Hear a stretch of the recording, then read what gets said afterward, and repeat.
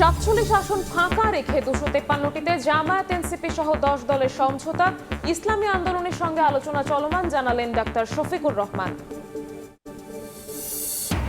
এবারের নির্বাচনে তরুণ ভোটার 4.5 কোটি, বেশিরভাগই ভোট দেবেন প্রথমবার।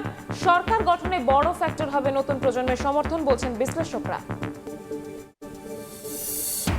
শিক্ষিকার বাড়ি পড়তে যায় মেয়ে, নির্ধারিত সময়ে না ফেরায় খুঁজতে যান মা। কেরানীগঞ্জে নিখোঁজের 21 দিন পর দুজনের লাশ উদ্ধার। রহস্য উদ্ঘাটনে তদন্তে পুলিশ, হেফাজতে 4 জন। সংকট দেখানো হলেও দ্বিগুণ দামে রাজি হলেই মিলছে এলপিজি সিলিন্ডার। ক্রেতার পকেট কাটতে নানা অজুহাত ব্যবসায়ীদের। অধিক মুনাফার লোভে বাজারে বেড়েছে অস্থিরতা।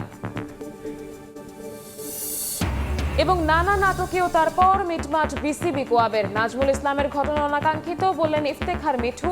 আজ থেকে নিয়মিত মাঠে গড়াবে ম্যাচ।